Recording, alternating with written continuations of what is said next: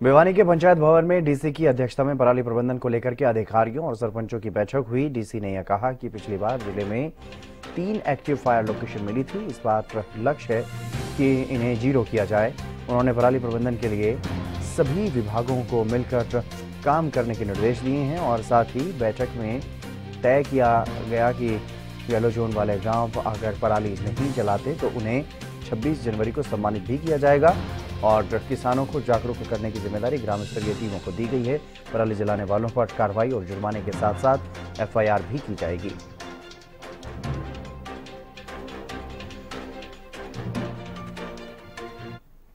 आज का कार्यक्रम ये जितने भी भिवानी जिले में एग्रीकल्चर डिपार्टमेंट के, रेवेन्यू डिपार्टमेंट के, पंचायत डिपार्टमेंट के व पुलिस महकमे के भी आला अफसर शामिल हुए और इस आज की मीटिंग का मुख्य उद्देश्य ये था भिवानी जिले में जितनी भी पिछली बार क्रॉप रेजिड्यू मैनेजमेंट के तहत एक्टिव फायर लोकेशन आई थी उनको अब की बार नहीं आने देना और भिवानी जिले में 0 रखना। इस मीटिंग का मुख्य उद्देश्य आपस में कोऑर्डिनेशन था। जो गांव स्तर के ऊपर नोडल अफसर लगाए गए हैं, उसके ऊपर कुछ गांव में फ्लाइंग स्क्वाड टीम भी बनाई गई है, उसके ऊपर सुपरवाइजर अफसर भी बनाए गए हैं ताकि उनका अब ये कटाई के सीजन अब पीक पे है, उस समय सबका लाइजन हो जाए और सभी मिलजुल के काम करें। जो भी किसान भाई एक्स-2 इन-2 करेगा उसको पर एकड़ 1200 रुपये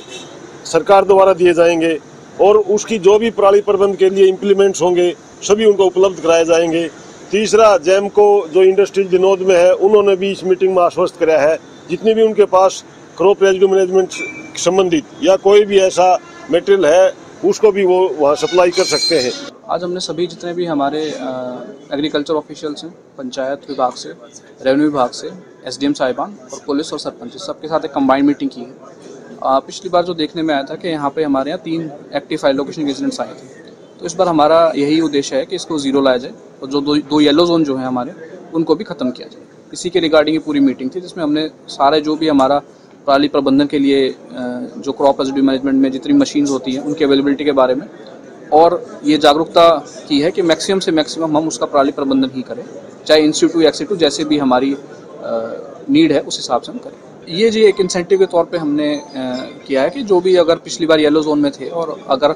वो पूरे हमारे जो सरकार के दिशा निर्देशों की पालना करते हैं तो ज़रूर हम उन्हें 26 जनवरी पे सम्मानित करने का कार्य करेंगे। उसके लिए जी एक्टिव फायर लोकेशंस हैं जो सैटेलाइट के माध्यम से डेली बेसिस पे एक रिपोर्ट जनरेट होती है जिसमें वहाँ के जियो कोऑर्डिनेट्स लैटिट्यूड लॉन्गिट्यूड दोनों आ जाते हैं, तो इस तरीके से मॉनिटर होती है। तो उसके बारे में भी हमने बताया है कि आप कोई ये नहीं है कि किसी की भी कोई ऐसा इंसिडेंट होगा तो वो नज़र नहीं आएगा, वो सभी को नज़र आएगा और फिर उस पर जो भी हमारा ड्यू प्रोसेस है कार्रवाई